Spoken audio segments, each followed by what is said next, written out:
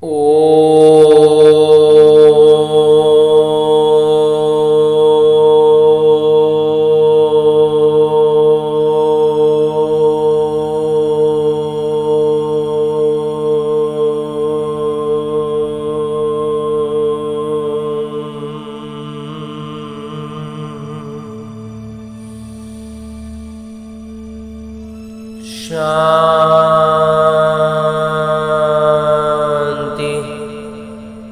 ओम शांति। बाबा बाबा ओम शांति। आज 5 अगस्त 2023 की मुरली है। बाबा कह रहे, मीठे बच्चे, तुम अभी तिवाटे पर खड़े हो, यानी बीच दम चौखट पे जिसको कहते हैं। एक तरफ है दुख धाम, दूसरी तरफ है शांति धाम, और तीसरी तरफ है सुख धाम। अब जांच करो कि हमें किधर जाना है। 3 रास्ते दिख रहे हैं। एक दुख धाम जिधर हम ज्यादातर उधर ही खड़े हैं, और सामने है सुख धाम और शांति धाम। आगे मेरे बाबा प्रश्न पूछ रहे हैं कि किस निश्चय के आधार पर तुम बच्चे सदा हर्षित रह सकते हो। उत्तर बताते हैं मेरे बाबा, सबसे पहला निश्चय चाहिए कि हम किसके बने हैं, किनके बन गए अब हम। ये बात कितनी गहराई तक बुद्धि में है, इसका सबसे पहला असर पड़ता है। और बाबा का बनने में कोई वेद शास्त्र आदि पुस्तकें पढ़ने की दरकार नहीं है। दूसरा निश्चय चाहिए कि हमारा कुल सबसे श्रेष्ठ देवता कुल है। इस स्मृति से सारा चक्र याद आ जाएगा। बाबा और चक्र की स्मृति में रहने वाले सदा हर्षित रहेंगे। गीत है, किसी ने अपना बना के मुझको। ओम शांति। तुम बच्चों को तो पहले पहले खुशी होती है हम किसके बने हैं। ऐसे नहीं कहेंगे कि हम गुरु के बने हैं। बनना होता है बाबा का। शरीर छोड़कर भी फिर बाबा का बनना ही होता है। यहाँ भी बाबा का बनना है। वेद शास्त्र आदि किसी की दरकार नहीं। बच्चा का जन्म हुआ तो बाबा समझते हैं मेरी मिल्कियत का ये मालिक है। संबंध की बात है तो पिता पुत्र का संबंध, तो मिल्कियत तो बाबा देंगे ही, वसीयत करेंगे। तो तुम बच्चे भी जानते हो कि हम वास्तव में पहले भी पारलौकिक पिता शिव बाबा के बच्चे हैं। पहले हम आत्मा हैं, बाद में हमको शरीर मिलता है। तुमको शरीर तो है, अब तुमको बेहद के पिता मिले हैं। उन्होंने आकर अपना परिचय दिया है। तुम कहते हो बाबा हम आपके हैं और कोई संबंध नहीं, और जो भी लौकिक में संबंध है वो सब सिर्फ कर्मों का हिसाब किताब चुकता करने के लिए है। बाबा के बच्चे बने हो, ये कहते हैं मैं कोई गुरु गोसाई नहीं हूँ।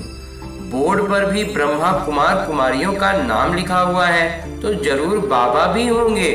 लिखते हो हम ब्रह्मा कुमार कुमारियां हैं। ये संबंध हुआ ना। अंजी बाबा, तो माँ बाप का संबंध चाहिए। गाते भी हैं तुम माता पिता हम बालक तेरे। तो आत्मा को जैसे वो अविनाशी याद है, हम आपके जब बालक बनेंगे तब हम वर्षा लेंगे। अभी तुम जानते हो हम माता पिता के बने हैं। हम शिव बाबा के बच्चे हैं तो जरूर। बाबा और वर्षा याद आता है। बाबा के बच्चे हैं, ये बात तो बिल्कुल तय है। तो फिर वर्षा भी याद आएगा, बाबा भी याद आएंगे। तुमको कोई पुस्तक आदि नहीं पढ़ाया जाता, तुमको सिर्फ निश्चय कराया जाता है। बाबा के बने हो तो अब उनको याद करो। बाबा कहते हैं मेरे को याद करने से तुम ऐसे लक्ष्मी नारायण बनेंगे। कितनी सहज बात है। विशाल बुद्धि होना चाहिए ना।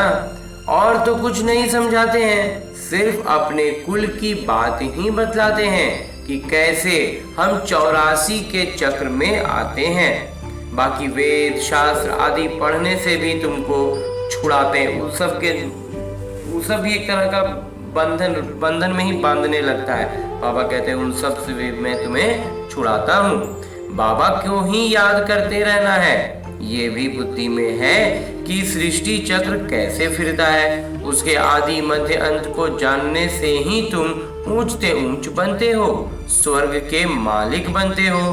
तुमको सदैव के लिए हर्षित मुख बनाता हूँ। कितनी सहज बात है, परंतु फिर भी भूल जाते हो।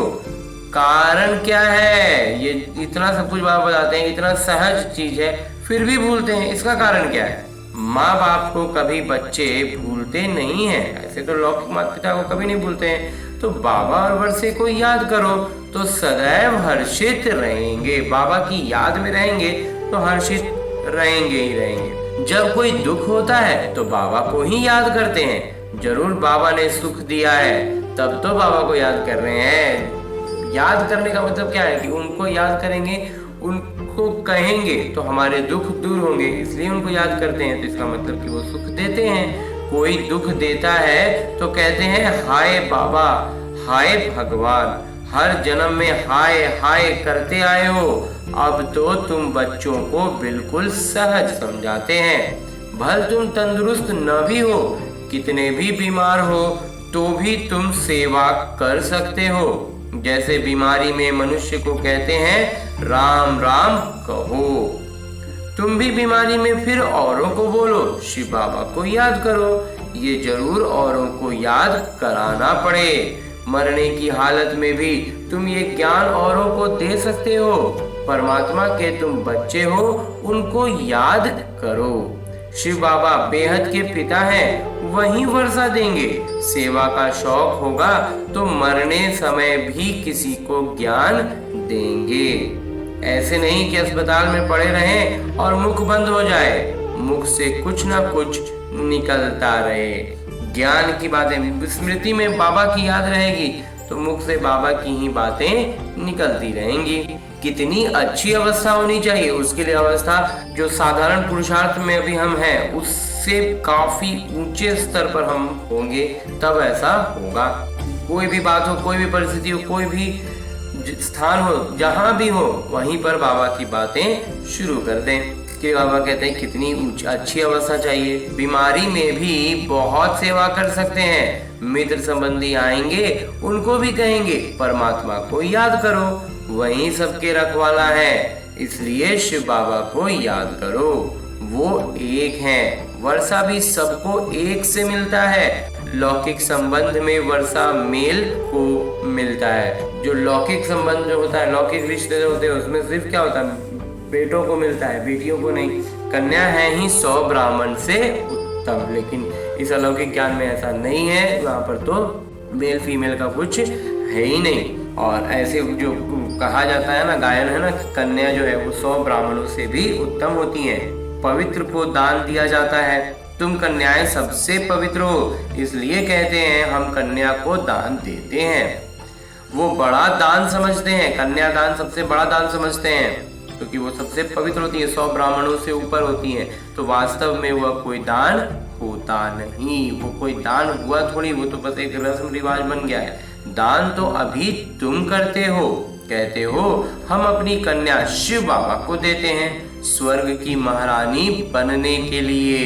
परंतु कन्या भी ऐसी अच्छी पढ़ी लिखी हो, अपने दैवी कुल की हो, जो समझाने से झट समझ जाए। सेवा योग्य चाहिए। उस कन्या में भी बाबा के ज्ञान के प्रति और स्कूल का होना तो सबसे पहले जरूरी है, और फिर उसमें ज्ञान के प्रति उत्सुकता रहेगी तो वो खुद भी समझेंगी और फिर औरों को भी समझाएंगी। तो छोटे बच्चों को तो नहीं संभालना है, कोई को भी समझाना बड़ा सहज है कि शिव बाबा तुम्हारे बेहद के पिता हैं। चित्र सामने है, देखो ये ऐसा सतयुग का वर्षा पा रहे हैं। इन लक्ष्मी नारायण को वर्षा कहाँ से मिला? कितनी सहज बात है। इसको जब बुद्धि स्पष्ट हो जाएगी तो इतना स्पष्ट समझ में आएगा।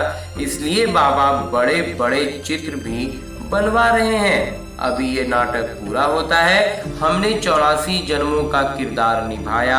अब वापस बाबा के पास जाते हैं, फिर नई दुनिया में आएंगे।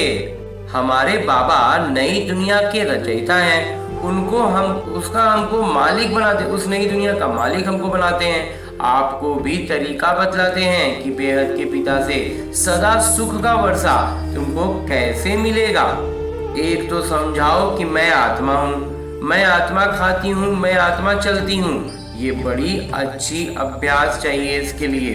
देह अभिमान टूट जाए, देह अभिमानी को लौकिक संबंध याद आएंगे, देही अभिमानी को पारलौकिक पिता ही याद पड़ेंगे। जब तक देह के अभिमान में रहेंगे तो लौकिक संबंध ही याद आएंगे, उन्हीं में उलझे रहेंगे। लेकिन जब खुद को आत्माभिमानी बनाएंगे, हर बात में सोचेंगे कि मैं आत्मा ये किरदार निभा रहा हूँ, तब फिर बाबा की याद में रहना सहज होता जाएगा। उठते बैठते चलते फिरते ये बुद्धि में रखना है कि मैं आत्मा हूँ और आत्मा रूप में ये किरदार निभाने के लिए इस शरीर में हूँ। तो बाबा की मत पर चलना है, तब फिर ये बाबा की याद में रहना, बाबा की मत पर चलना सरल लगेगा। शिव बाबा मत दे रहे हैं, वो अपनी बातें अपने निर्देश दे रहे हैं, अपने को आत्मा समझो, मेहनत करनी है, स्वर्ग के भांति तो बनेंगे। अब स्वर्ग के लायक बनना है तो थोड़ा तो मेहनत करना होगा, परंतु थोड़े में खुश भी नहीं हो जाओ। भल स्वर्ग में तो जाएंगे, थोड़ा में भी स्वर्ग पहुंच जाएंगे, परंतु पक्के मातेले बनो। मातेला उनको कहा जाता है जो बाबा को ही याद करते हैं। दूसरा कोई याद पड़ता तो वह सौतेला हो जाते हैं। बहुत हैं जिनको याद दोनों पड़ते रहते हैं। ये पिता हैं अविनाशी स्वर्ग का वर्षा देने वाले। ये भी कुल है, वो भी कुल है, उनसे तो दुख ही दुख मिलता है, बाकी अल्पकाल क्षणभंगुर सुख का वर्षा मिलता है। अब बुद्धि से जांच करना है कि हम किस तरफ जा रहे हैं और किस तरफ जाएं। अगर गलत तरफ जा रहे हैं तो रुक करके मुड़ के दूसरी तरफ हमें जाना होगा, लौकिक तरफ व पारलौकिक तरफ। बुद्धि कहती है पारलौकिक पिता के बनकर हम क्यों नहीं स्वर्ग की तरफ जाएं? तो लौकिक संबंध से जीते जी मरना है। पारलौकिक पिता का बनने से स्वर्ग का मालिक बनेंगे, यहाँ तो नर्क के मालिक बनते हैं।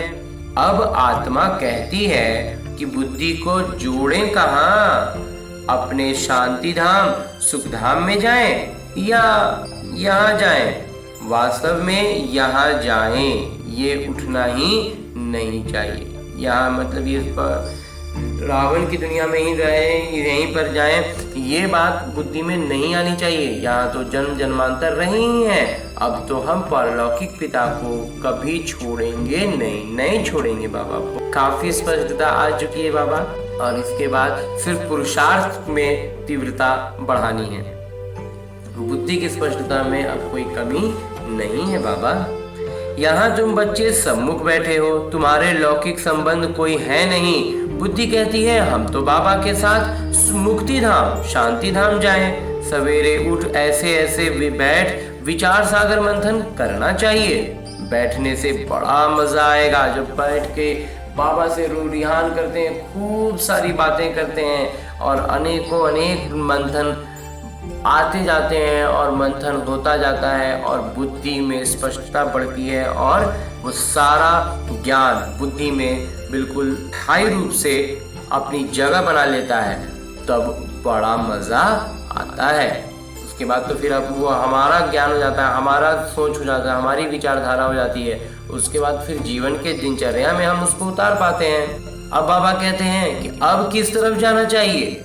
नर्क तरफ क्यों जाएं? नहीं जाएंगे बाबा, ये माया बड़ा धोखा देती है। अभी तो तुम्हारे पास परम उद्देश्य है, अभी तुम किनारे पर हो, जानते हो कि इस तरफ तो दुख ही दुख है, उस तरफ 21 जन्मों का सुख है। बाबा कहते हैं मेरे को याद करो क्योंकि मेरे पास ही आना है। माया कहती है दुनिया तरफ जाओ, तो ये जो दुनिया है, लौकिक दुनिया जो सब तरफ दिख रहा है, वो कहेगा कि इसी में रहो, कहाँ जाएं? तो फिर हम उलझ जाते हैं कि जाएं कहाँ। तो रास्ता तो मिला है, एक तरफ है स्वर्ग में जाने का रास्ता, दूसरी तरफ है नरक में जाने का रास्ता। टिवाटा होता है ना, 3 राह बोलते हैं, जो 2 राह होता है, चौक चौराहा होता है, वैसे ही टिवाटा है। 3 गली के बीच में टिवाटा होता है। अब हम किस तरफ जाएं? एक गली है मुक्ति की, एक गली है जीवन मुक्ति की, और एक है नरक की, पूरी बंधन की। जैसे 3 नदियों का संगम है, 3 वाटिकाएं हैं, एक वाटिका में हम हैं। टिवाटे का मिसाल अच्छा है। अब जाएं कहाँ? नरक का तो विनाश होना है, यहाँ दुख बहुत है। अभी हम टिवाटे पर खड़े हैं, पीछे तो नहीं हटेंगे। दुख की गली से निकल बाबा के टिवाटे पर खड़ा किया है। बाबा ने क्या किया? हमें ला करके उस चौराहे पर, उस टिवाटे पर, 3 राहों के उस मोड़ पर हमें ला के खड़ा किया है। तो वापस तो नहीं है जाएंगे। तो दुखधाम की गली से तो तुम जन्म जन्मांतर पास कर आए हो।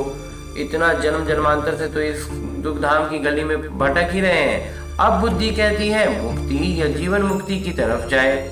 मुक्ति धाम में तो सदैव के लिए बैठना नहीं है। ऐसे नहीं कि हम किरदार से छूट जाएं, आए ही नहीं, ये नहीं होगा। तो किरदार से छूटना नहीं हो सकता। नाटक अनुसार आएंगे जरूर, तो फिर मच्छरों सदृश मरेंगे। अगर भीड़ में रहेंगे तो फिर मच्छरों के जैसा आएंगे, मच्छरों की तरफ जाएंगे।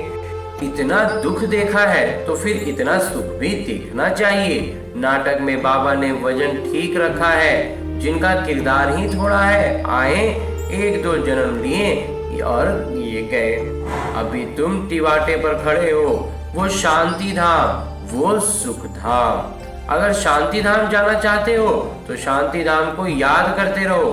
मुक्ति को तो याद करना पड़े ना। बाद वालों को मुक्ति धाम में ज्यादा रहने के कारण मुक्ति धाम ही ज्यादा याद पड़ेगा। तुमको जीवन मुक्ति याद पड़ता है।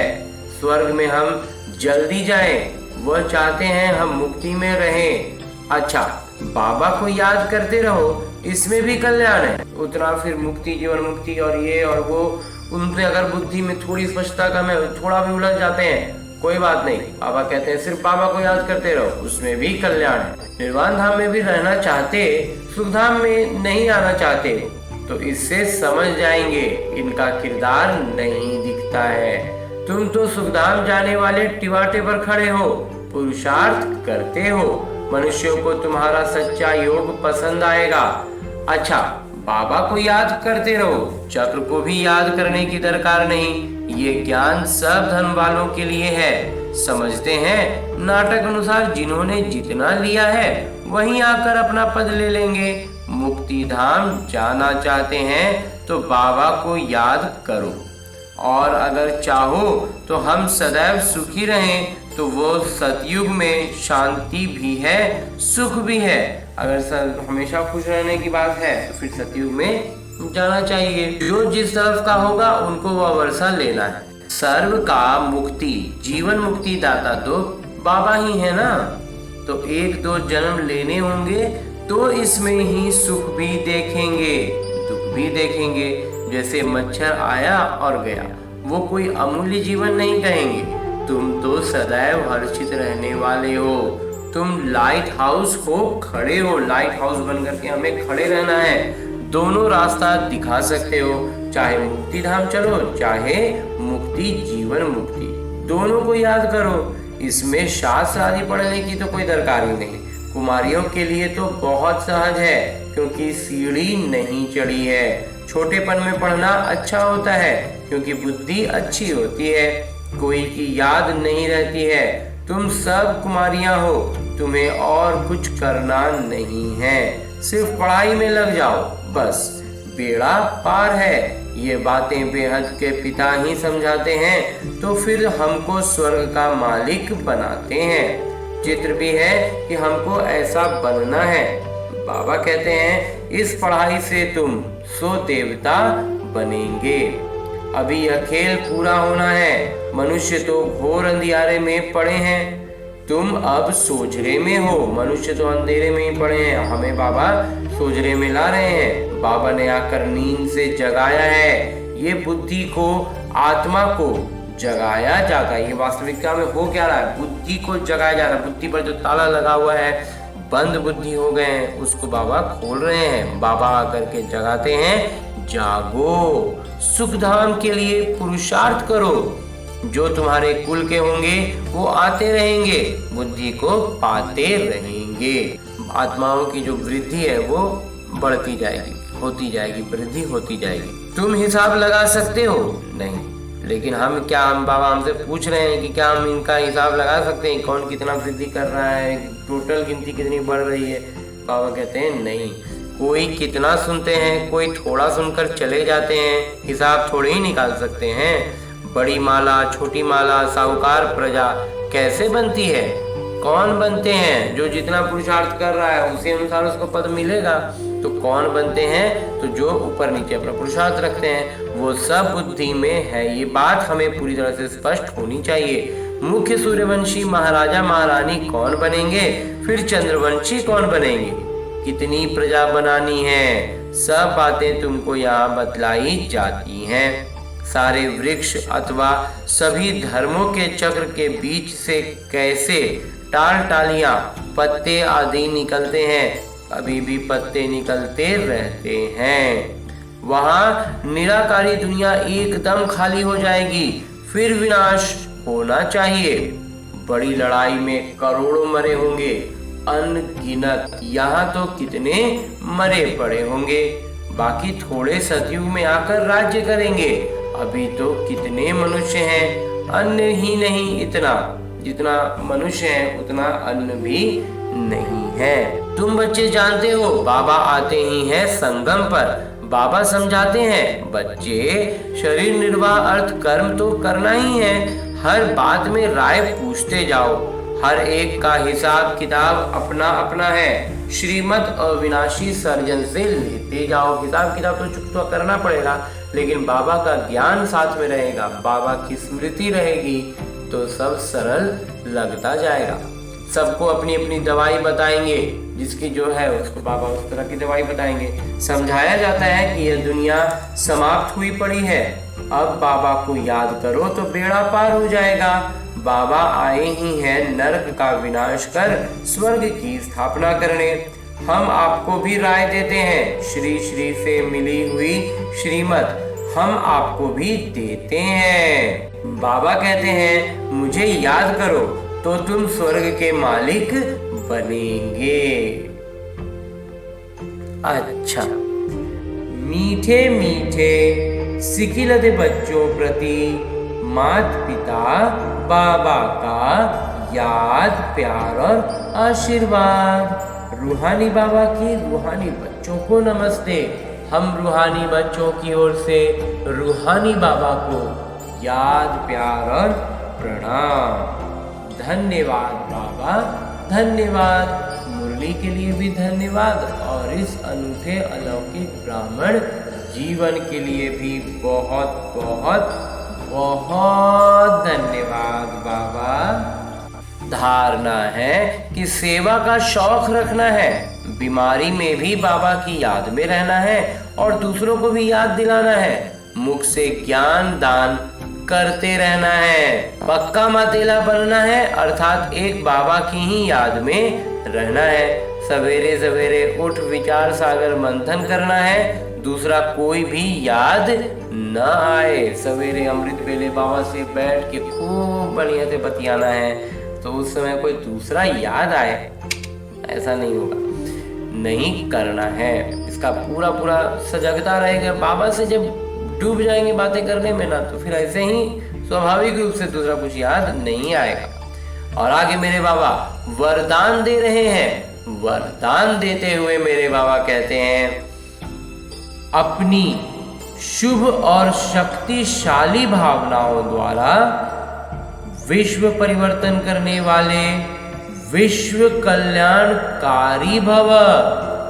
बाबा बच्चों के मन में सदा यही शुभ भावना है कि सर्व का कल्याण हो, हर आत्मा अनेक जन्म सुखी हो जाए, प्राप्तियों से संपन्न हो जाए। आपकी इस शुभ और शक्तिशाली भावना का फल विश्व की आत्माओं को परिवर्तन कर रहा है।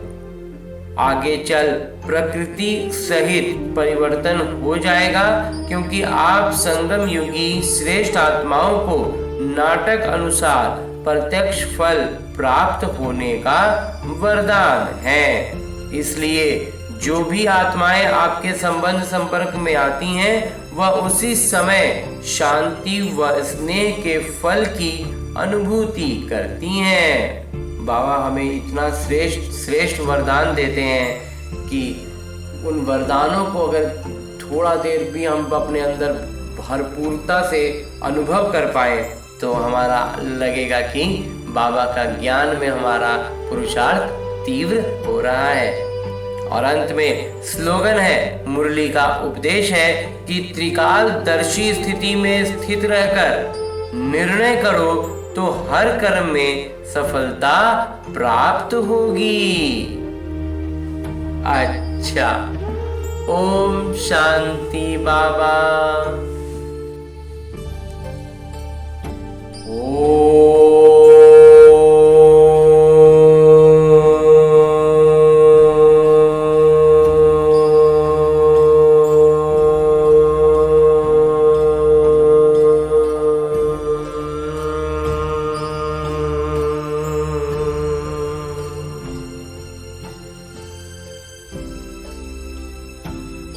शांति।